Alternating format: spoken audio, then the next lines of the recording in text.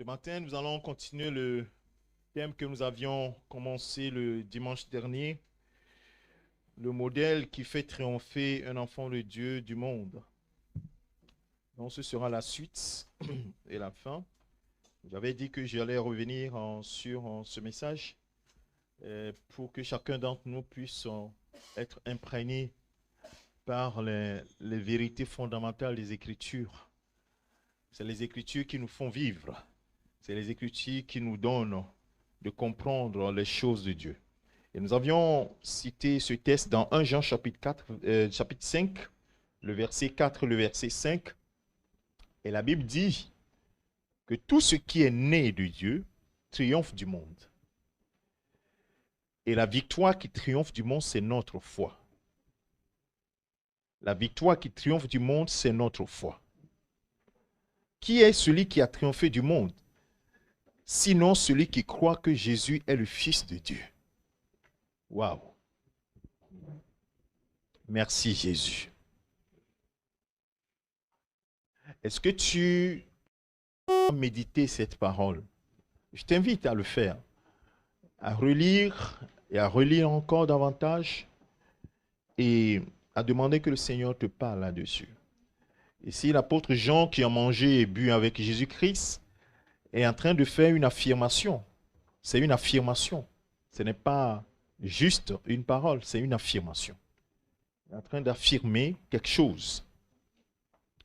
Et nous avons dit que le triomphe, si nous triomphons, c'est parce que Jésus a triomphé et nous a transmis en réalité ou bien et nous pousse dans son triomphe.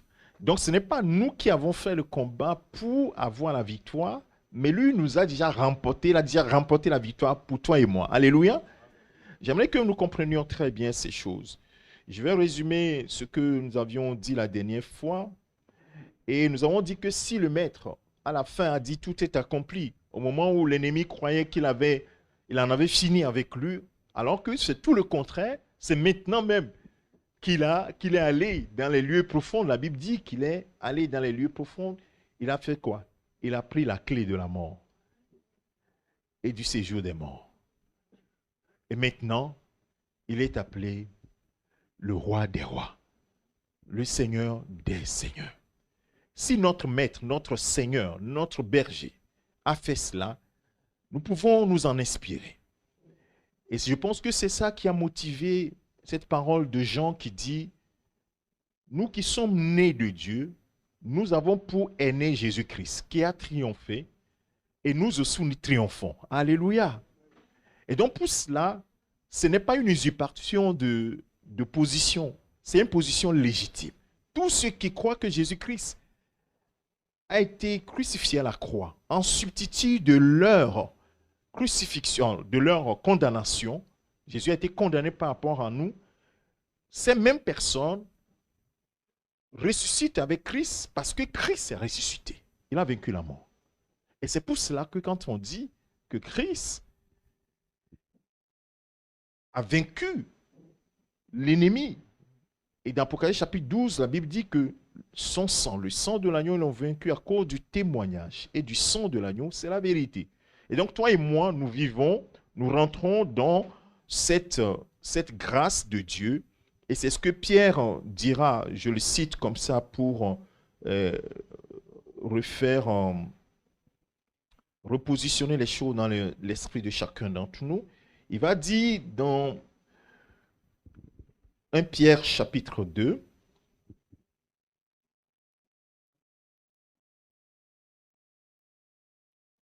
verset 9 et le verset 10. Vous, au contraire, vous êtes une race élue, un sacerdoce royal, une nation sainte, un peuple acquis, afin que vous annonciez les vertus de celui qui vous a appelé des ténèbres à son admirable lumière. Vous qui étiez autrefois, vous qui autrefois plutôt n'étiez pas un peuple, et qui maintenant êtes le peuple de Dieu, vous qui n'aviez pas obtenu miséricorde et qui maintenant avez obtenu miséricorde. C'est de vous qu'on est en train de parler. Toi et moi, nous avions obtenu miséricorde de la part du Père, nous faisons partie de son peuple. Et c'est pour cela que Jean dit que ceux qui sont nés, ceux qui sont dans son peuple, c'est parce que pour faire partie de ce peuple, il faut être né de nouveau. Et donc ceux qui sont nés de nouveau, qui font partie de ce peuple-là, ils ont triomphé du monde. Et la victoire qui triomphe du monde, c'est la foi qu'ils ont. La foi qu'ils ont en Jésus-Christ. Nous continuons. Et donc si notre Seigneur a vaincu, nous, logiquement, tous les jours, nous devons vivre dans ce triomphe-là. Et Jésus dit un jour que, dans Luc chapitre 6, verset 40, le disciple n'est pas plus que le maître. Mais tout disciple accompli sera comme son maître. Dans certaines versions, traduction des Écritures, on dit tout disciple bien formé, il sera comme son maître. Donc si le maître a vaincu, toi aussi tu vas vaincre. Mais il y a des conditions à cela. Il faut que toi-même tu suives bien le modèle du maître. Et c'est là où on parle du modèle. Christ nous a laissé un modèle. Bien aimé, si tu ne suis pas ce modèle, tu vas échouer. Tu vas te dire, je suis enfant de Dieu, mais tu vas échouer. Tu vas échouer. Et c'est pour cela qu'il fait cette comparaison entre le maître et le disciple. Si le maître a vaincu, pour que le disciple vainque, il faut que le disciple puisse ressembler au maître. Alléluia. Et donc le maître, dans ces conditions, a une mission. Avant qu'il ne parte, il doit laisser un modèle.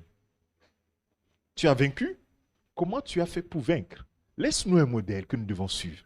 Si nous avons le modèle, nous allons suivre ce modèle et puis c'est tout. Nous n'avons pas besoin de faire grand-chose. Suivre le modèle, voir et reproduire la même chose. Alléluia. Et c'est exactement ce qui se passait dans le temps lorsqu'on parlait des maîtres et des disciples. Les disciples copiaient littéralement le maître, la façon dont le maître parlait. Donc, ils changent même la façon de parler pour parler exactement comme le maître, faire des gestuels que le maître fait. Et visiblement, les apôtres ont fait la même chose. C'est pour cela que quand on venait arrêter Jésus, ils ne pouvaient pas distinguer. Donc, ils s'habillaient comme le maître. Si le maître a une barbe, ils avaient la barbe comme le maître. Ils ressemblaient vraiment au maître. Et c'était difficile de les distinguer. Et cela est important. Alors, quand le maître part, il laisse le modèle. Nous reviendrons tout à l'heure sur le modèle. Et quand il part, il va leur donner une instruction. Vous voyez, je vous ai formé. Je vous ai appris à connaître le modèle que je vous laisse. Maintenant, qu'est-ce que vous allez faire? Matthieu chapitre 28, le verset 20, il va leur dire, allez, verset 19. Ou bien on va monter jusqu'au verset 18. Matthieu chapitre 28, verset 18. Jésus s'étant approché, leur parlant ainsi. Tout pouvoir m'a été donné dans le ciel et sur la terre. C'est encore la preuve qu'il a tout vaincu. Alléluia. Si Jésus a vaincu, et que lorsqu'on invoque son nom dans le ciel, sur la terre et sous la terre, tous les genoux fléchissent, alors, bien-aimé de Dieu, c'est un modèle par excellence que nous devons suivre. Alléluia. Et donc, il dit, tout pouvoir m'a été donné dans le ciel et sur la terre. Allez maintenant et faites de toutes les nations des disciples. Des disciples. Des disciples. Baptisez-les. Reviens dans la version Louis II, s'il te plaît. Version Louis II. Comme ça, c'est la version qui est la plus répandue. Comme ça, on suit les choses. Faites de toutes les nations des disciples, les baptisant au nom du Père, du Fils et du Saint-Esprit. Et quoi? Verset 20. Enseignez-leur. Enseignez-leur à observer tout ce que je vous ai prescrit. C'est une prescription, ce n'est pas un choix. Avec Dieu, on ne suit pas Christ avec ses choix. Ce n'est pas des choix. C'est pourquoi on dit celui qui met la main à la charrue ne regarde plus en arrière. Et il n'y a pas de soldat qui veut plaire à celui qui l'a enrôlé s'il ne renonce pas à sa propre vie. S'il se préoccupe des affaires de la vie. Ah oui, je n'ai pas mangé. Vous avez déjà vu les militaires là, tenir leurs armes à Saint-Lazare, vous les voyez, tourner comme ça, et ils disent, je vais aller à payer des chips pour pouvoir manger parce que j'ai envie des chips. Vous avez déjà vu ça? Et quand vous mangez les chips, vous croyez qu'ils n'ont pas envie de chips que vous mangez? Mais pourquoi ils le font comme ça? Parce que ce qu'on leur a prescrit, c'est d'être éveillé. Il y a un temps pour surveiller, il y a un temps pour manger. Donc, ils ne se donnent pas la liberté de faire ce qu'ils veulent. Bien-aimé de Dieu. Et la Bible dit que nous sommes des soldats de Jésus-Christ. Ah, tu ne le sais pas. Tu es un soldat de Jésus-Christ. Tu as été enrôlé. Et si tu étais enrôlé, si tu ne suis pas les instructions du maître, tu risques de te faire abattre quelque part. Il faut suivre les instructions du maître. C'est pourquoi il parle de quoi? La prescription, c'est une ordonnance. Une ordonnance, on ne choisit pas de prendre le nombre de comprimés qu'on veut, le nombre de trucs. Non, non, non, on ne choisit pas. Donc ça, le chrétien doit comprendre cela. Les gens viennent à Christ avec leur façon de marcher. Moi, je pense que non, ça ne marche pas comme ça. En ce moment, le Seigneur doit te laisser. Tu vas marcher, tu seras un visiteur d'église. Tu ne seras jamais un disciple de Jésus-Christ. Oui, dans le peuple de Dieu, il y a ce qu'on appelle les disciples et ce qu'on appelle la foule. On peut faire même un enseignement là-dessus. Il y a ce qu'on appelle la foule. Tu peux venir à l'église. Hein? Nous tous qui sommes là, ce n'est pas que nous avons le passeport pour le ciel. Attention, faites très attention à ça. Oui, tu es proche parce que tu es effectivement à l'écoute, mais il faut que tu suives ce que le maître dit. Alléluia. Et donc, ce que le maître est en train de leur dire, c'est d'aller et de faire des imitateurs. Des gens qui l'imitent. Donc, je vous donne un modèle, suivez mon modèle. Je vous ai prescrit quelque chose, faites-le et vous allez me ressembler. Maintenant, quand vous allez partir, vous faites la même chose. Donc, vous prescrivez les mêmes choses, n'ajoutez rien. Prescrivez les mêmes choses aux gens et dites-leur qu'ils doivent suivre ce modèle-là et ne rien ajouter, ne rien retrancher non plus. Et donc, c'est des imitateurs. Tel il est, tel nous sommes. On ne va pas voir, il est comme ceci et toi, tu es comme autre chose. Non. Et ça, c'est important à comprendre et à saisir.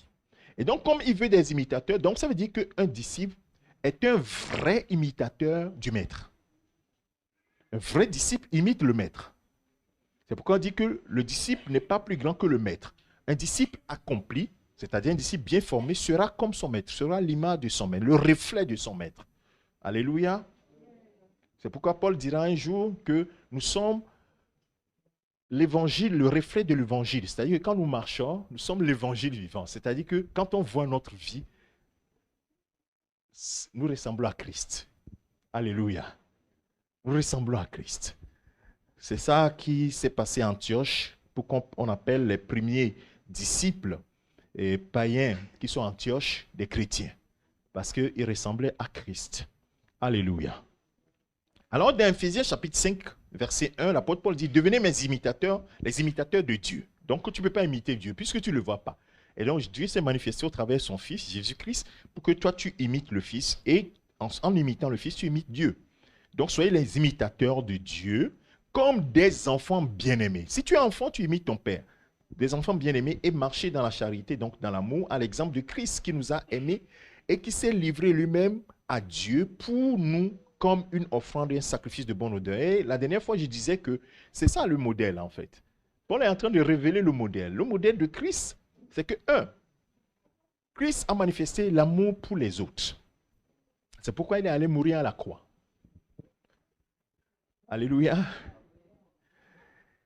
Il a aimé. C'est étonnant que lorsqu'on parle de Christ, Christ, nulle part n'a dit « j'aime le Père ». Non, il dit « j'obéis au Père ». Il dit « je ne fais rien de moi-même, je suis soumis au Père. J'obéis de façon inconditionnelle au Père ». Et il dit à ses disciples « si vous m'aimez, gardez mes commandements. Comme moi aussi j'ai gardé les commandements de mon Père ». C'est pour dire indirectement, moi aussi j'aime mon Père. Donc ça, ce n'est pas un propos, ce n'est pas quelque chose, on ne va pas revendiquer, c'est logique. Sinon, tu n'es pas le Père, tu n'es pas son fils. Je ne sais pas si vous comprenez. Aimer Dieu, ça doit être systématique pour nous qui sommes les enfants de Dieu. Donc, la bataille n'est pas là-bas. La bataille est dans aimer ton prochain. C'est là où il y a le combat. C'est là où tu as besoin de faire quelque chose de plus. Parce que comme il t'a mis au monde et que tu sais que c'est ton Père, logiquement, il y a cet amour qui est là. C'est pourquoi quand on dit, les gens disent, ah mais tu me dis ça, mais moi j'aime Dieu. Hein. Mais ce n'est pas ça le propos. Oui, tu aimes Dieu, c'est normal. Mais est-ce que tu aimes ton prochain? Dans Jean chapitre 13, verset 34, je vais ajouter 2 versets à ça. Jean chapitre 13, verset 34 et Jean chapitre 15, pour ceux qui notent, verset 12. Il y a ces 2 versets-là. Jésus leur dit, voilà le commandement que je vous donne. Donc, le modèle de l'amour Donc, le modèle, il y a deux parties sur le modèle. La première partie, c'est l'amour. La deuxième partie, c'est se livrer soi-même. Donc, je prends la première partie d'abord. Jean chapitre 13, verset 34, Jésus dit, je vous donne un commandement nouveau. Aimez-vous les uns les autres, comme je vous ai aimé, vous aussi, aimez-vous les uns les autres. Un point trait. Est-ce que Jésus dit, aimez le Père? Comme dans Deutéronome, on dit, vous aimerez l'Éternel, votre Dieu, de tout votre cœur, de toute votre âme, de toute votre pensée, de toute votre force. Et vous aimerez votre prochain. Les deux ne sont indissociables d'ailleurs. Ici, Jésus vient et il leur dit, je vous laisse ce commandement-là. Il ne leur dit pas, je vous laisse ce commandement, aimez le Père. Et aimez. Non, il leur dit, parce que c'est ici qu'il y a un effort à faire. C'est ici qu'il y a le challenge. Je vous donne un commandement nouveau. Aimez-vous les uns les autres. Pas comme vous souhaitez aimer, mais comment? Comme moi je vous ai aimé. Le modèle. Toujours dans ces propos, il y a toujours ce qu'on appelle le modèle. Il montre toujours le modèle. Parce que sinon, tu vas suivre quoi? Tu vas suivre comment l'évangéliste aime son prochain? Comment le frère papy aime son prochain? Non. Le frère papy aime de sa façon. Donc, pour nous tous, pour que nous puissions avoir le même modèle, il faudrait que ce modèle-là soit appliqué par nous tous. Comme ça, quand on vient, on ne voit pas un autre amour manifesté par l'évangéliste, un autre amour manifesté par celui-là, mais il y a un seul. Un seul, c'est le seul. Alléluia. Il n'y a pas plusieurs Christ, c'est le seul Christ. Donc, il leur donne ce commandement. Et dans Jean chapitre 15, vous allez voir qu'il va revenir dessus, verset 12. Il va revenir dessus. C'est tellement important. Il dit, c'est ce que j'ai fait. Je vous ai aimé jusqu'à mourir pour moi. Pour vous à la croix. J'ai laissé ma vie pour vous. De la même manière, vous aussi, vous devez vous aimer les uns les autres. Et Jean qui a mangé avec lui, qu'on appelle l'apôtre de l'amour, il va dire dans son épître que celui qui n'aime pas son frère n'aime pas Dieu. Vous voyez comment il lui fait la démonstration? Si tu dis que tu aimes Dieu et que tu n'aimes pas ton frère, tu es un menteur. Ça veut dire que tu n'aimes même pas Dieu. Vous voyez la démonstration? Donc en fait, le challenge, c'est d'aimer son prochain. Si tu aimes ton prochain comme toi-même, et comme Christ t'a aimé, c'est-à-dire que tu es prêt même à livrer ta vie pour ton frère. Et Jean va le dire comme ça. Hein. C'est pour cela que vous devez livrer vos vies pour vos frères. Ça là, nous les chrétiens, on n'aime pas beaucoup ces genres de choses. Moi, je suis en train de me reposer. Tu me dis, oh mon frère, est-ce que tu peux venir m'aider à transporter un meuble? Je dis, ah frère, là, aujourd'hui, là, je ne peux pas. Hein.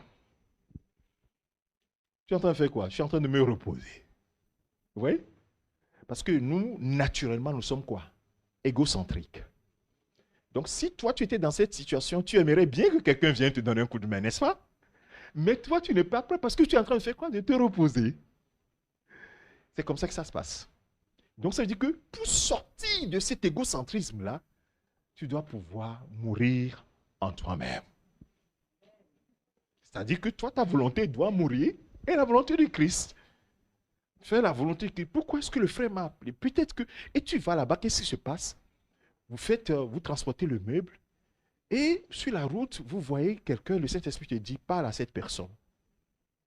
Et tu parles de Christ à la personne dit, mais comment se fait-il que tu me parles de ça? Je vois que c'est vraiment Dieu qui me parle. Tu dis, mais... Parce que j'étais sur le chemin d'aller me suicider. Oui, si tu étais en train de faire quoi? De te reposer. Est-ce que Dieu pouvait t'utiliser à faire ça? Bien aimé, oui, la vie du disciple, ce n'est pas une vie d'autosatisfaction. C'est une vie de satisfaction du maître. C'est une vie de satisfaction du maître. Et ça, si nous comprenons, nous sommes libres. Mais si nous ne le comprenons pas, nous allons toujours murmurer et cela ne sera pas à notre avantage. Et vous allez voir que ce modèle d'amour va imprégner les disciples parce qu'ils croyaient qu'ils aimaient vraiment Jésus. Et je vous ai dit ici la dernière fois que quand on a attrapé Jésus, qu'est-ce qu'ils ont fait? Ils ont tous fui. C'est pourquoi quand Jésus est revenu, il a dit, mais Pierre, est-ce que tu m'aimes? Il avait du mal. Parce qu'il dit, mais je croyais que je l'aimais. Comme la plupart d'entre nous, on croit qu'on aime Dieu parce qu'on vient à l'église. Non. Venir à l'église, là, tu prends un vrai païen qui est ce qu'on appelle quelqu'un qui est réglo. C'est-à-dire que quand tu lui demandes quelque chose, il lui fait, il va venir à l'église même plus que toi. À l'heure, il est là tous les jours. Mais il ne connaît pas Christ. Donc ça, ce n'est pas une preuve que tu aimes Dieu.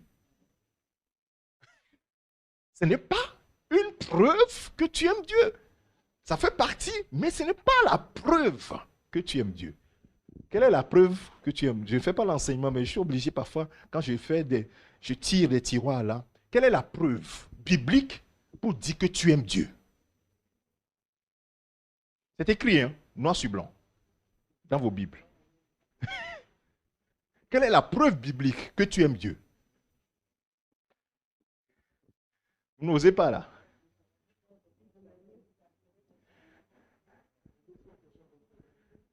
Oui, ça c'est les détails, mais plus globalement. Je l'ai entendu ici. Mais, oui.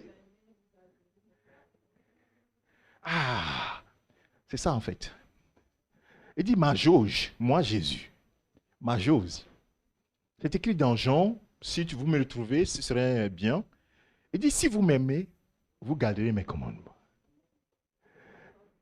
Il y a 14, 15. Si vous ne m'aimez pas, vous ne garderez pas mes commandements. Celui qui m'aime garde mes commandements. Donc la preuve que tu aimes Jésus, c'est quoi? C'est de garder ce commandement. Alléluia. Donc si tu ne gardes pas les commandements de Jésus, le Seigneur a dit, mais moi je m'en fous. Mais Seigneur, tu sais que je t'aime quand même. Hein? Frère Benjamin. Oui, c'est en contradiction, n'est-ce pas? Donc ça veut dire que ce que nous devons demander, Seigneur, je sais que je t'aime. Comme l'apôtre Pierre a dit, je sais que je t'aime. Aide-moi à faire quoi? À garder tes commandements. Et il va dire que vous demeurez dans son amour si vous gardez ses commandements. Comme moi, je demeure dans son amour parce que j'ai gardé ses commandements. Et quelque part, Jésus dira que le Père ne m'a pas abandonné. Celui qui m'a envoyé ne m'a pas laissé seul, ne m'a pas délaissé. Pourquoi? Il dit parce que je fais toujours ce qui lui est agréable. Si tu fais toujours ce qui est agréable à Dieu, tu gardes ses commandements, frère, tu n'as pas besoin de dire, Seigneur, viens, sois avec moi. Ça n'existe pas. Il ne faut même pas prier ça, cette prière. Il ne faut même pas faire cette prière. Parce qu'il est là. Il est là. Dans la prescription de Matthieu chapitre 28, souvent nous sortons un peu du contexte, il dit, allez faire de toutes les nations des disciples, ainsi de suite. Et, si vous obéissez là, vous n'avez même pas besoin de que je sois là. Je suis déjà là. Alléluia. Jean chapitre 28, cite le verset 20. Affiche-nous le verset 20. Vous n'avez pas besoin. Et voici, je suis. Immédiatement, je suis là. Pourquoi? Parce que ces commandements que vous obéissez, c'est lui-même. C'est-à-dire que c'est comme si il était là, vous discutez, il dit, Seigneur, je vais faire ta volonté, rien que ta volonté. Père, je sais que tu m'exauces toujours. Lazare, sors de ce tombeau-là. Vous avez déjà vu Jésus prier, Père, sois avec moi? Alléluia. L'amour. Et Pierre va donner une illustration de cela. Comme on leur a donné les instructions, Jésus leur a dit, et faites des disciples. C'est-à-dire qu'enseignez-leur ce que je vous ai prescrit. Dans 1 Pierre chapitre 1, on va nous l'afficher, versets 22-23. Pierre, sachant ces choses-là, ils vont le transmettre à l'église. Il dit, nous devons faire ce que le maître a dit. Ayant purifié vos âmes, en obéissant à la vérité, c'est le premier point. Quand vous obéissez à la vérité de la parole de Dieu, dit crois au Seigneur Jésus-Christ, tu seras sauvé, toi et ta famille. Il dit, c'est si tu confesses de ta bouche que Jésus-Christ est Seigneur, si tu crois dans ton cœur que Dieu l'a ressuscité d'entre les morts, tu seras sauvé. C'est en obéissant à la vérité que vous avez été pardonné, lavé de votre péché. Pour avoir quoi maintenant? Pour avoir l'amour fraternel sincère. Aimez-vous ardemment les uns les autres de tout votre cœur, verset 23. De tout votre cœur, parce que c'est ce à quoi le Seigneur vous a appelé. Puisque vous avez été quoi? Régénérés. Ce n'est pas une question de on a changé la personne un petit peu. Nous sommes régénérés par la parole de Dieu, la vérité. C'est cette vérité-là qui nous sanctifie chaque jour. Vous avez été régénérés, non pas par une semence corruptible, mais par une semence incorruptible, par la parole vivante et permanente de Dieu. Donc, frères et sœurs, donc si vous voyez, si tu es au milieu de nous, et que tu es un pratiquant de la désobéissance à Dieu, sache que Dieu n'est pas avec toi. Il faut le dire clairement. Il n'est pas avec toi. Il faut avoir le courage de le dire. Il n'est pas avec toi. Parce que tu attristes son esprit qui est en toi, tu le bloques, et comment veux-tu qu'il marche avec toi? La seule chose qu'il te demande, c'est répands-toi. Répands-toi. Quand le Saint-Esprit va venir, il va te dire, répands-toi, répands-toi, répands-toi. Pourquoi? Parce qu'il veut être avec toi, parce que tu es son enfant. Parce qu'il sera injuste. Hey, comprenez bien, Dieu est quoi? Toi-même, tu le dis dans tes plaies. Dieu est juste. Il sera injuste si toi, tu marches dans la désobéissance et qu'il est avec toi, et le frère qui est là marche dans l'obéissance et il est avec lui. Est-ce que Dieu n'est pas injuste? Voilà. Oui. Il sera injuste s'il fait ça. Et comme Dieu est juste, vous voyez, ce sont des choses bien aimées.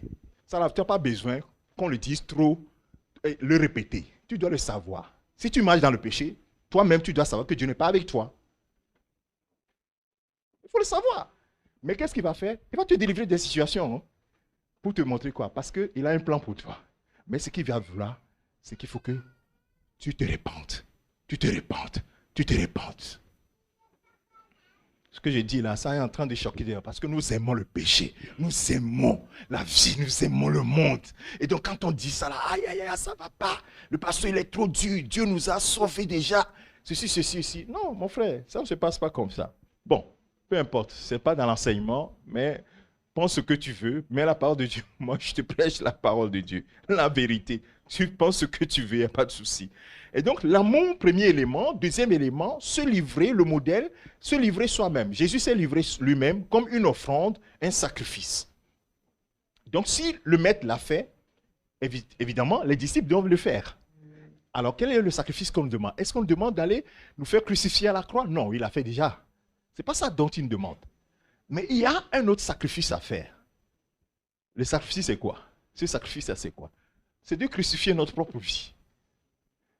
C'est de faire mourir notre propre vie. Ça, c'est le sacrifice qu'il nous demande maintenant. Fais mourir ta propre vie. Et si tu ne fais pas mourir, comme il est le modèle, si tu ne fais pas mourir ta propre vie, et c'est de cela que je viens de parler tout à l'heure. Vous voyez, quand tu aimes le péché, et que tu sais que Dieu est le péché, mais tu dis, ah ben moi j'aime le péché, mais tu n'as pas crucifié ta vie, mon frère, ma soeur, tu n'as pas crucifié ta vie. Et ce que le Seigneur dit, et dit, l'apôtre Paul dit, Romains chapitre 12, le verset 2, et verset 1, il dit le culte raisonnable que toi et moi nous pouvons rendre à Dieu. Puisque à Dieu on peut rendre qu'un culte, puisque il est Dieu. Il est Dieu, donc on ne peut lui rendre qu'un culte. Et le culte raisonnable que toi et moi nous pouvons rendre à Dieu, c'est de faire quoi? De nous offrir nous-mêmes.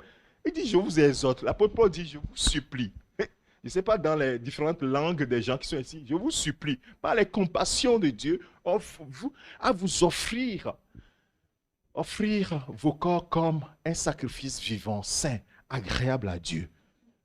Ce qui sera de votre part un culte raisonnable. Ouais. Donc ça dit que parfois on offre à Dieu des cultes qui ne sont pas raisonnables.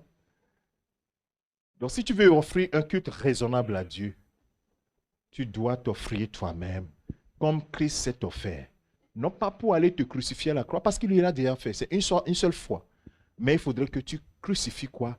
Ta volonté, tes choix. Tu dois renoncer à toi-même. Sinon, tu ne seras jamais un vrai disciple de Jésus-Christ. Amen. Donc, les uns offrir son corps comme un sacrifice vivant, saint, agréable à Dieu. Oh, un sacrifice de bonne odeur. Parce que c'est ça que le Seigneur cherche. Et donc, pour cela, je vais maintenant continuer. Dans Philippiens chapitre 3, verset 7 au verset 12, je vous ai dit la dernière fois qu'il y a 7 choses, 7 attitudes à avoir.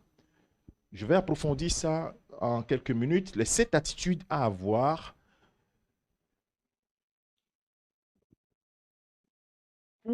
pour marcher dans ce triomphe de Dieu.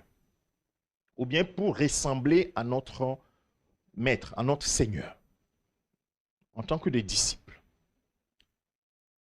Et c'est cette attitude pratique. j'aime bien les choses pratiques parce que en sortant d'ici, vous pouvez les mettre en pratique tout de suite. C'est pour cela que la vie chrétienne n'est pas une religion. La religion, c'est l'ensemble des règles que tu suis comme ça, des pratiques que tu fais, et puis tu dis, c'est bon, tu as ta vie, la religion aussi est là. Mais en fait, la foi en Jésus-Christ, c'est une véritable vie, c'est-à-dire que c'est notre vie qui est changée de l'intérieur. Nous sommes régénérés et nous menons une autre vie, une vie qui ressemble à la vie du Christ. Ce n'est pas l'ensemble des pratiques, quand je fais comme ça et que je fais des pratiques. Non, la vie chrétienne n'est pas ça. Christ n'a jamais enseigné ça. Ouais. C'est notre vie pratique au quotidien.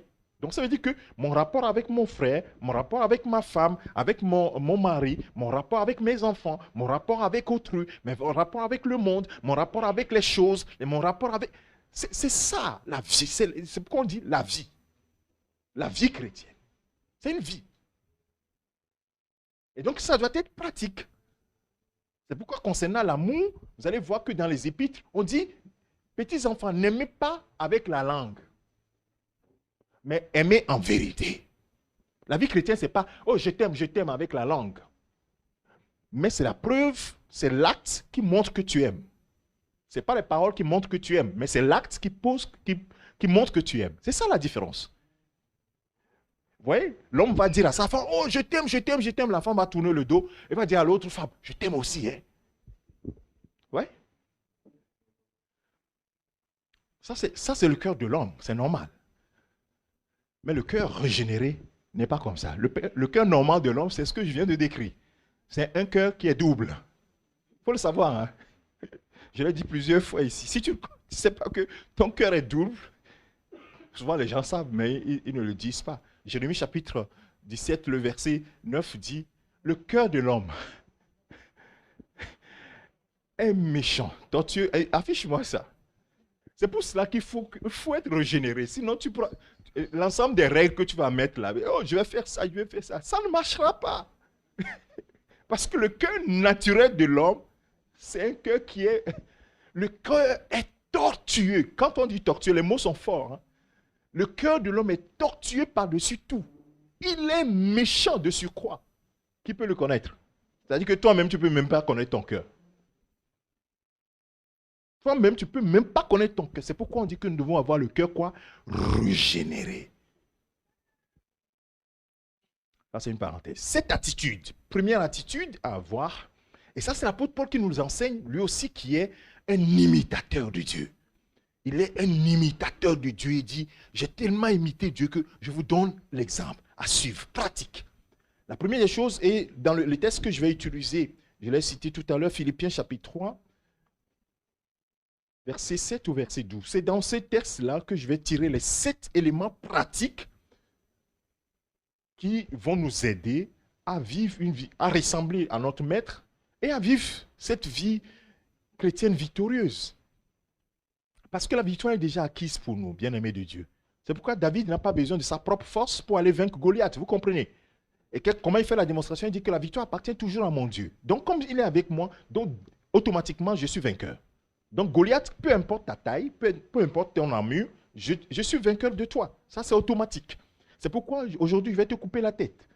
Et tu tomberas, c'est sûr. Parce que la victoire appartient à mon Dieu. Vous voyez?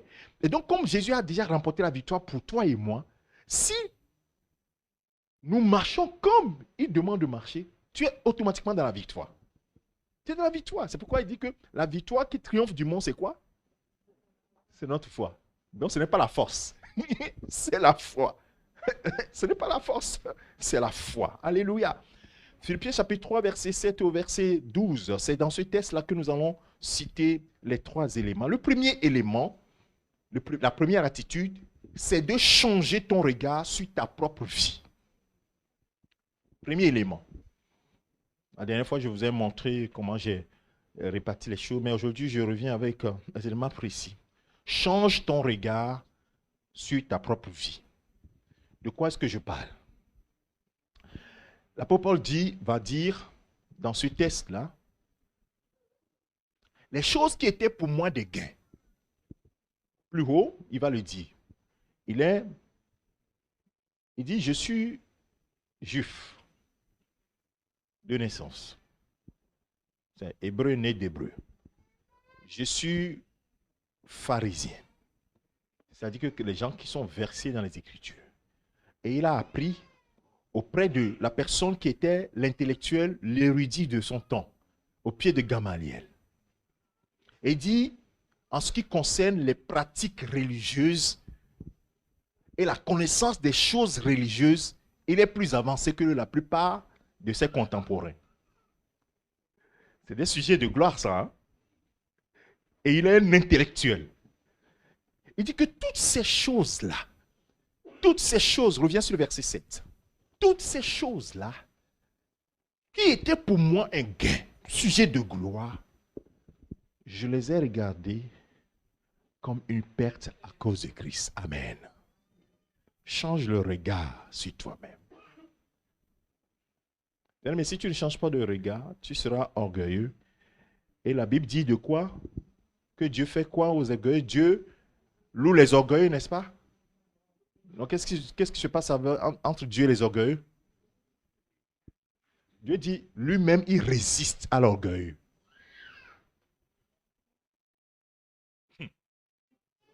Donc, ça veut dire que si tu es orgueilleux, attends-toi à ce que Dieu te résiste. Parce que Dieu fait sa parole, n'est-ce pas? Quand tu pries, tu dis, Dieu, tu as dit que tu me guériras. Donc, ça veut dire que tu es fidèle à ta parole. Donc, quand ça arrive aussi au moment où Dieu dit que je résiste à l'orgueil, dis aussi, Seigneur, tu es fidèle à ta parole. Donc, ça veut dire que si je suis orgueilleux, c'est normal que tu résistes, n'est-ce pas? Ben oui, souvent nous citons seulement ce qui nous intéresse. Si Dieu est fidèle, ça veut dire qu'il va forcément résister à l'orgueil. Donc, frère, sœur, tu n'as pas besoin d'être orgueilleux. Si tu es assis au milieu de nous ici, si tu as l'orgueil, va pleurer à ton Dieu, demande-le qu'il te délivre de ça. Sinon, il va te résister parce qu'il sera fidèle à sa parole. Dans Actes des Apôtres, chapitre 20, verset 24, dit comme ça, les gens ont dit, oh, l'apôtre Paul, pourquoi est-ce qu'il raconte ces choses comme ça? Regardez, on va lire ensemble ce qu'il va dire. Et ça, il était en train de prêcher l'évangile, de vouloir convaincre. Et il dit, dans Actes des Apôtres, on peut nous l'afficher, verset 20, chapitre 20, verset 24. Il dit, moi je ne fais de moi-même aucun cas de ma vie comme si elle m'était précieuse. C'est-à-dire que j'ai changé le regard sur ma propre vie. Avant, ma vie était précieuse pour moi. J'avais cet intellectuel que je suis, pratiquant des lois que je suis. D'ailleurs, pour que quelqu'un puisse aller même devant les chefs religieux pour prendre une lettre de mission, pour aller arrêter des gens à Damas, mais il fallait qu'il soit quelqu'un quand même que les gens apprécient, sont sérieux, ainsi de suite. Vous comprenez? Donc ça, c'est le site d'orgueil. Il dit, tout ça là, c'est rien du tout. Moi, je ne fais aucun cas de ma vie comme si elle m'était précieuse. Pourvu que j'accomplisse ma course avec joie et le mystère que Jésus-Christ, j'ai reçu du Seigneur Jésus d'annoncer la bonne nouvelle de la grâce. Ouais, cette petite phrase-là, je ne fais de moi-même aucun cas. Ma vie, c'est pourquoi il va dire dans Galates chapitre 2, verset 20, c'est ça? Que ce n'est plus moi qui vis. Galates 2, verset 20, c'est ça? Et ce n'est plus moi qui vis, c'est Christ qui vit en moi. C'est Galates chapitre 2, verset 20, ou Galates chapitre 3.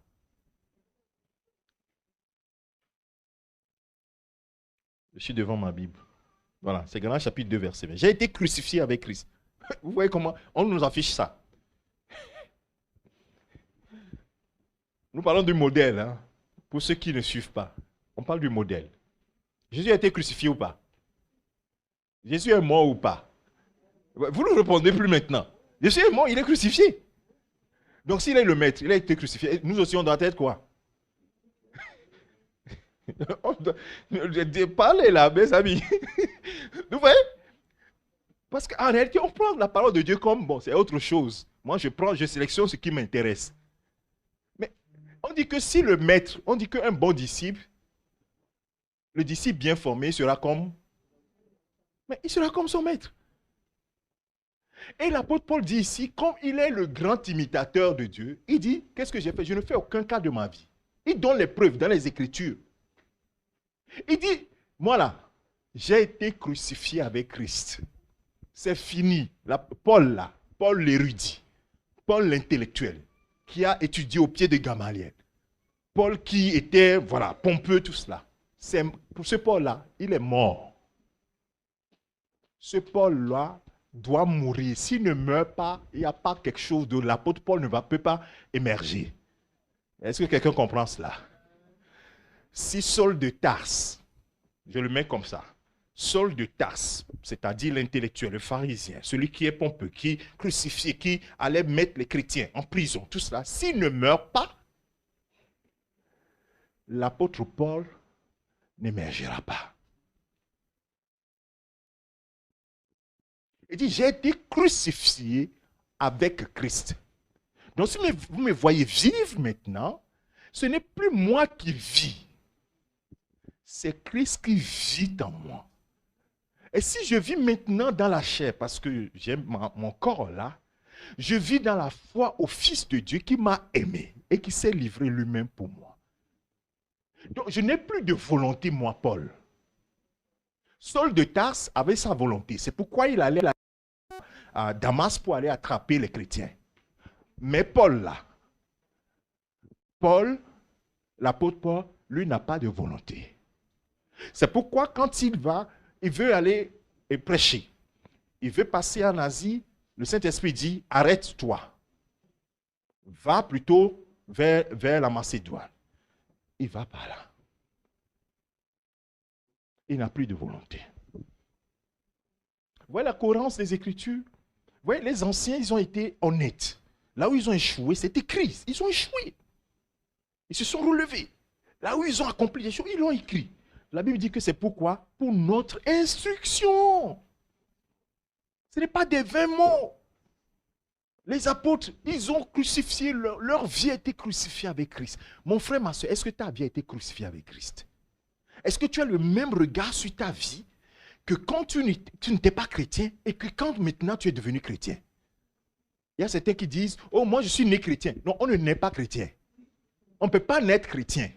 On ne naît pas chrétien. Bon, ça c'est un autre sujet on ne peut pas naître chrétien. Parce que pour naître de nouveau là, c'est pourquoi quand Jésus expliquait ça à Nicodème dans Jean chapitre 3, il ne comprenait pas. Il dit, mais moi je suis né croyant depuis. Il dit, mais non. Tu peux même pas voir le royaume de Dieu. Si tu ne nais pas de nouveau, le gars, il était troublé. Mais regarde mes cheveux qui sont... Mais je suis un vieux. Est-ce que je vais rentrer dans le sein de ma mère pour renaître? Il dit, hé, c'est pas ça. Il faut naître de nouveau. La foi en Jésus-Christ permet de naître de nouveau.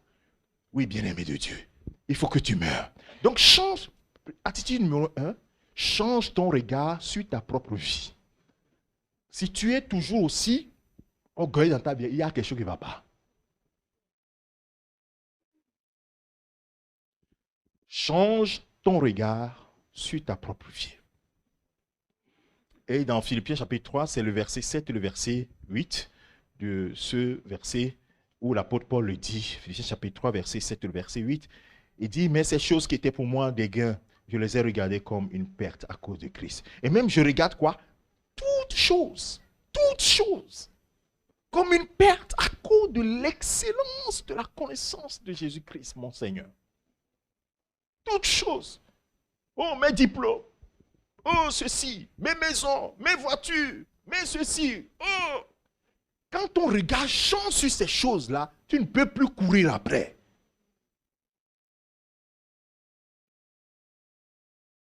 Mais il y a une cohérence dans les Écritures.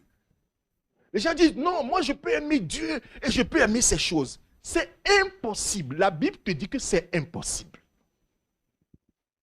Il dit que celui qui aime le monde et les choses qui sont dans le monde, il se rend. Mais c'est la parole de Dieu. Ne luttons pas avec la parole de Dieu. Suivons la parole de Dieu. Oui, Dieu est prêt à te donner ce que tu veux. Hein. Toi qui es ici, là. Dieu est prêt. Tu veux quoi? Tu veux des maisons? Je vais t'en donner. Tu veux quoi? Si, je vais t'en donner. Mais il a peur de quoi? Il a peur d'une chose. Que ton cœur s'attache à ces choses-là. Mais s'il comprend, s'il sait que ton cœur ne va pas s'attacher à ces choses-là, il va te les donner. Il va te les donner. Parce qu'il sait que ton cœur ne s'attache pas à ça. Il va te les donner. Parce que c'est un père. Le père veut que son fils ait la vie éternelle. Donc il va te protéger. Il dit que si tu dois vivre dans le manque là, pour être attaché à moi jusqu'à ce que je vienne et que tu partes, c'est mieux pour toi. Quelqu'un n'a pas aimé cette parole-là. Parce que nous voulons que Dieu nous exauce. Parfois, quand on dit, ah, il ne m'a pas exaucé, on croit que, non, toute chose qu'on connaît, Dieu. Ouais, si votre fils, vous savez que votre fils, quand il va avoir ceci, il va se faire du mal, qu'est-ce que vous faites? Vous le privez de ça. Ce n'est pas que vous ne l'aimez pas, n'est-ce pas? Ce n'est pas que vous ne l'aimez pas, c'est au contraire, parce que vous l'aimez. Que vous dites, ça c'est un danger pour toi. Je me le garde. Je donne juste ce dont tu as besoin. Dans Deutéronome chapitre 6, je pense, il a dit un jour à son peuple, je vais vous bénir, je vais vous donner plein de choses, mais gardez-vous. Gardez-vous de dire un jour que c'est ma propre force qui m'a donné ça. Ça, le jour-là, vous allez tout perdre. Oui, ça c'est la cohérence des Écritures. Faites attention, frères et sœurs. Parfois, il y a des choses que nous n'arrivons pas à avoir dans nos vies. Nous croyons que c'est Satan qui bloque tout ça. Bon, Satan lui aussi, voilà. Parfois, il n'en a pour rien. Il n'en est pour rien. Mais bon, voilà, comme on doit trouver un coupable, on ne peut pas trouver que c'est notre propre père qui est coupable. Mais donc, on met. Et comme lui-même, lui aussi, il ne peut pas répondre. Donc, bon, voilà. Attitude numéro 2. Avoir un autre regard sur sa propre vie. Deuxième chose, renoncer à tout et regarder tout comme de la boue. C'est difficile, hein? Mais moi, c'est la parole de Dieu. Moi aussi, je dois m'y attacher. En fait, je dois m'attacher à la parole de Dieu. Donc, premièrement, changer le regard sur sa propre vie. Deuxièmement, renoncer à tout et regarder tout comme de la boue.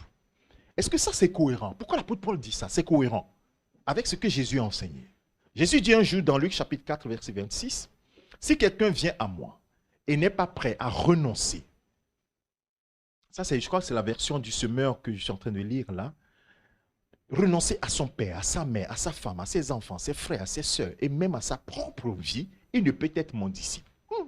Cette parole elle est trop difficile. Luc chapitre 14, verset 26. Luc 14. Vous pouvez l'afficher? Version Louis II. Ou bien, ouais. Si quelqu'un vient à moi, ici, Louis II dit, s'il ne hait pas, ce n'est pas la haine, voilà. Non, s'il ne me préfère, ou bien s'il n'est pas prêt à renoncer. C'est dur, c'est dur. C'est pourquoi la parole de Dieu, ce n'est pas tout qui est simple à porter.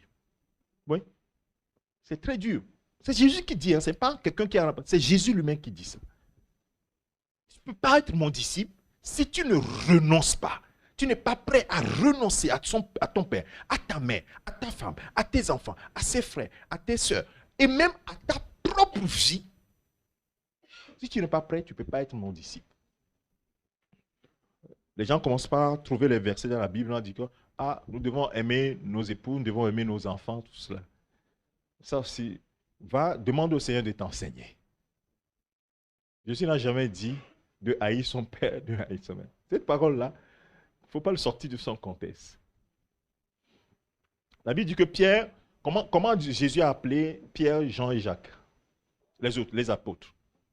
Qu'est-ce que Matthieu faisait? Matthieu, c'est encore plus, ça nous illustre bien. Qu'est-ce que Matthieu faisait? La Bible dit qu'il était un péager. Donc, collecteur d'impôts, il était à son poste. Jésus vient et lui dit, Matthieu, suis-moi. La Bible dit quoi? Il s'est levé promptement et il a suivi. Pierre, ils étaient en train de réparer leur filet. Ils avaient une entreprise familiale. Viens, suis-moi. Viens. Ils suivent. Quand Jésus est mort, tout cela, Pierre, il réfléchit, ils étaient dans l'oisiveté parce que, bon, il a dit, les amis, moi je vais aller faire la pêche. C'est ça que moi je connais. Je vais aller faire la pêche. Ils sont allés, ils ont, toute la nuit, ils ont travaillé, ils n'ont rien pris. C'est des spécialistes de la pêche. Rien, ils n'ont pris. Jésus vient et leur dit, j'ai choisi de faire de toi un pêcheur d'hommes. Donc, suis-moi seulement. Moi, je pourvoirai à tous tes besoins, selon ma richesse et avec gloire. Alléluia. Ça ne veut pas dire que Dieu n'aime pas la femme de Pierre. Dieu n'aime pas les enfants de Pierre. Dieu n'aime pas la famille de Matthieu ni quoi que ce soit. Non. On parle ici de la relation entre le maître et son disciple. Si tu n'es pas prêt pour ton maître à renoncer à tout, alors tu n'es pas disciple. C'est tout. C'est cohérent. Soit tu acceptes, oui, je sais que je ne suis pas disciple. Et puis c'est tout. Comme ça, tu lui donnes raison. Mais ne dis pas, non, je peux être disciple, mais non, ça ne passe pas comme ça. Il ne faut pas tordre le cou à la parole de Dieu. Jésus dit que si tu n'es pas prêt à renoncer, les gens, à cause de leurs enfants, à cause de leur mari, à cause de leurs femmes, ils sont prêts à renoncer à Jésus. Ah, là, Jésus dit, tu n'es pas mon disciple. C'est un point très. Dans quel contexte, je ne sais pas. Mais la parole de Dieu, elle est claire comme ça. Le verset 33, je saute. Il a cité plein de choses. Vous pouvez les lire après. Hein. C'est jusqu'au verset 33. Luc chapitre 14, verset 26 au verset 33. Il dit, la deuxième partie, il en est de même pour vous. Bon, de ce qui vient plus haut, qu'on n'a pas lu. Celui qui n'est pas prêt à abandonner tout ce qu'il possède, ces paroles-là, ne peut pas être mon disciple. C'est chaud, hein? C'est pourquoi quand on parle on veut faire la formation des disciples là, les gens fuient dire non, non, ça nous concerne. Moi, je vais déjà à l'église. Parce qu'ils savent derrière ce qu'il y a. Si tu veux être disciple, mon frère, accueille ces paroles avec humilité. Seigneur, me voici. Accueille ces paroles avec humilité, avec joie. Parce que Dieu ne te demande pas de te débrouiller. C'est lui-même qui va t'aider. C'est ça que moi j'aime chez Dieu. Il ne nous demande pas de nous débrouiller. Il est encore prêt à nous aider à faire ce que lui-même il dit. Non, il faut l'aimer. Il faut l'aimer. Il faut l'aimer là. Il faut l'aimer. Les gens, ils vont te dire de faire des choses, mais ils ne vont pas te donner de l'aide. Mais lui, il veut te donner de l'aide. D'ailleurs, l'aide, il a apporté même l'aide avant même que toi, tu ne saches ce que tu vas faire. Le Saint-Esprit, il est venu. Et toi, tu dis, Saint-Esprit, qu'est-ce que tu cherches chez moi? Moi, je peux marcher seul. Il dit, non, tu ne peux pas marcher seul. Oh, moi, je sais prier. Je vois les gens prier. Je vais leur dire, non, tu ne sais pas ce qu'il convient de demander dans la prière. Il faut que moi, je t'aide à prier. Vous voyez, même dans les moindres choses, il t'aide, il veut t'aider. Oh, bien-aimé de Dieu. Ce Dieu-là, il nous aime. Accueillons sa parole avec joie. Ouais, vous savez ce que m'aide moi parfois à obéir à Dieu? Je suis assez cartésien dans mon raison, c'est un de mes raisonnements. J'ai dit, bon, ok, lui, il a accepté de venir mourir pour moi. Il a accepté de venir mourir pour moi. Alors, tout ce qu'il va me demander, est-ce qu'il va demander quelque chose pour me faire du mal ou bien pour me faire du bien? C'est pour me faire du bien forcément. Ce sera forcément pour mon bien. Puisqu'il a fait ce qu'aucun autre homme ne pourra faire pour moi. Donc s'il me demande quelque chose, c'est forcément pour mon bien. Donc ce qu'il me demande, humainement, je ne veux pas. Mais parce que je sais que c'est forcément pour mon bien, je vais courir pour le faire.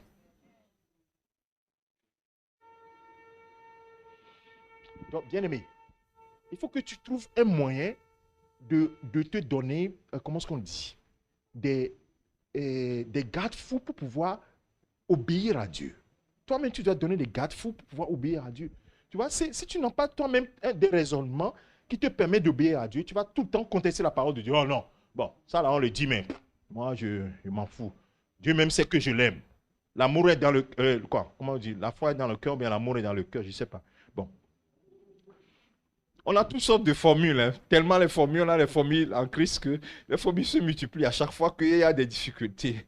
Parfois même les formules vont contre nous-mêmes dans des situations. Troisième point.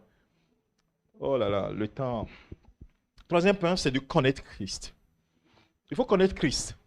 Il a dit, mais je le connais. Le gars qui est allé à la croix là.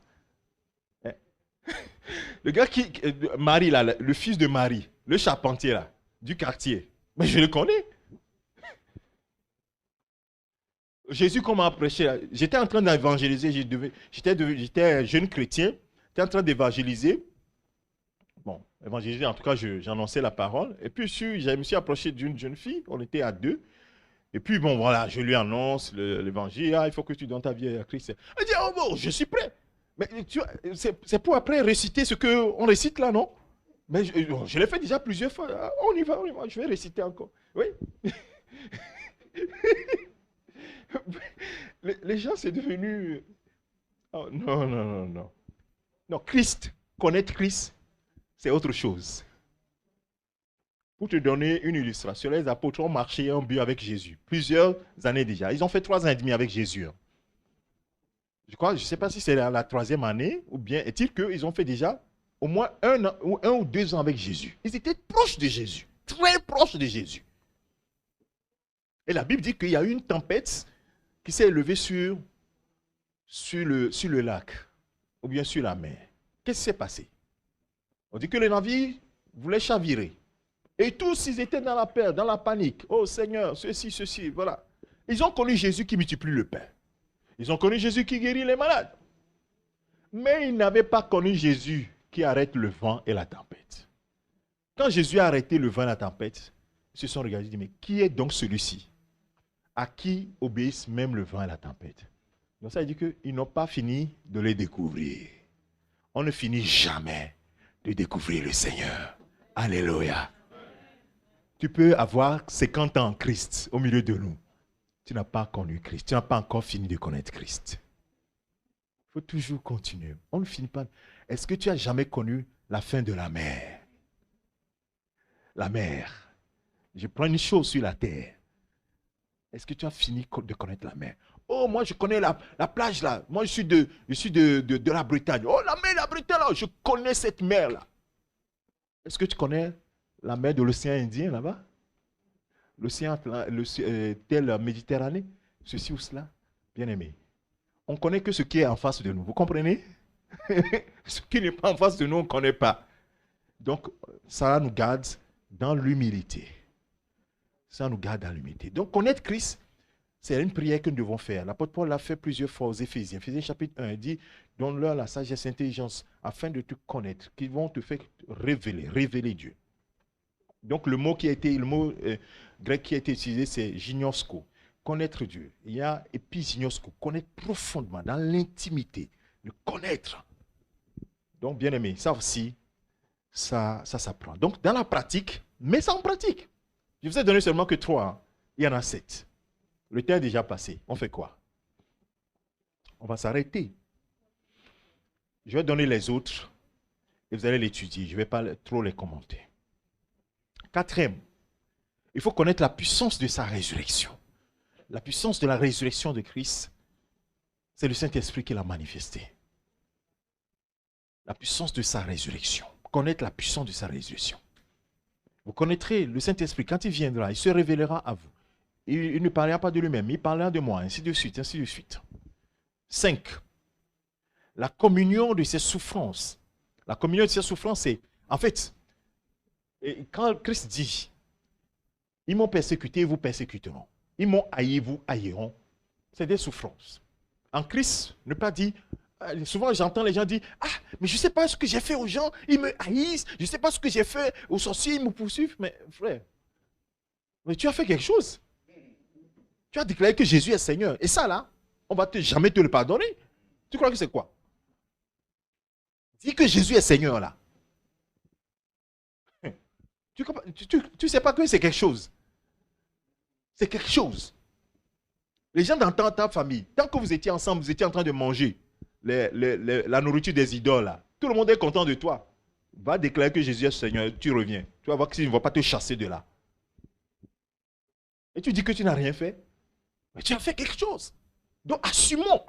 Ne dis pas que je n'ai rien fait, mais les gens me haïssent. Assumons.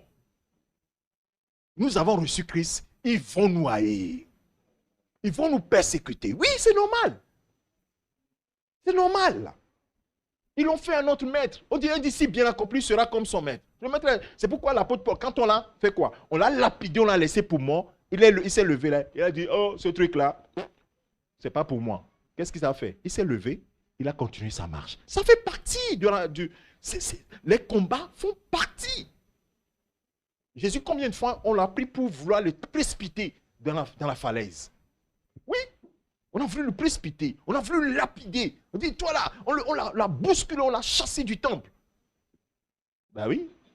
Si on te le fait, c'est pas... Oh Dieu, tu vois ce que tu as... Ben oui, ils l'ont fait pour mon fils. C'est que toi, tu es ignorant de la situation, c'est tout.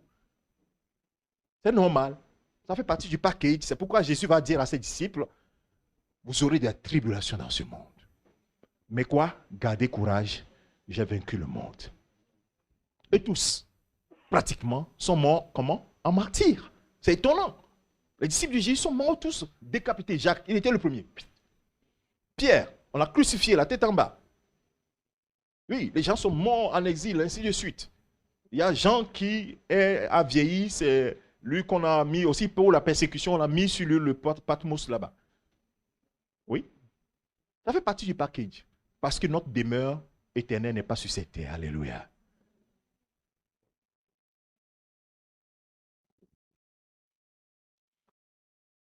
Si c'est 7, et puis je vais m'arrêter là.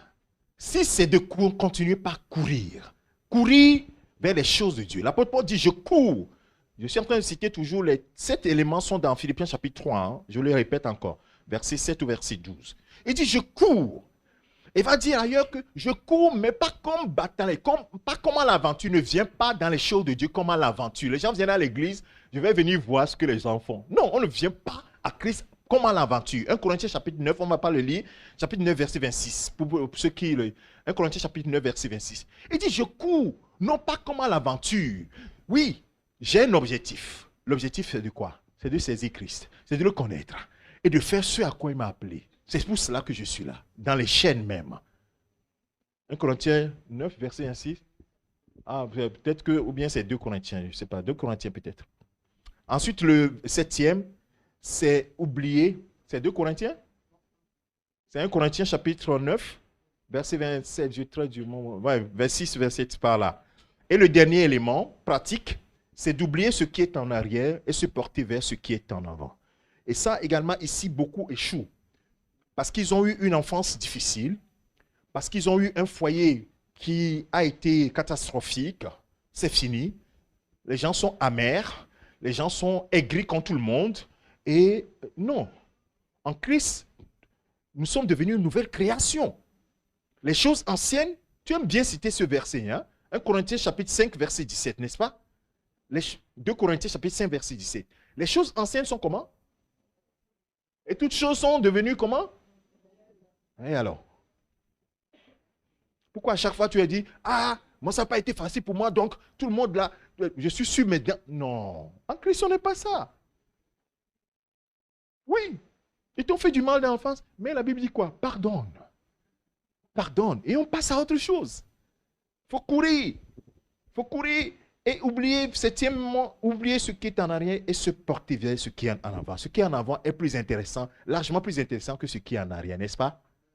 Oui. Parce qu'effectivement, Israël était sous domination des Madianites qui, quand les Israélites faisaient l'agriculture, les Madianites, quand le temps de récolte arrivait, les Madianites venaient et ramassaient tout, ils s'en allaient. Les gens étaient aigris. Et voilà, Gédéon qui, la nuit, était allé pour prendre le froment, pour battre le froment, pour cacher la ressource des Madianites.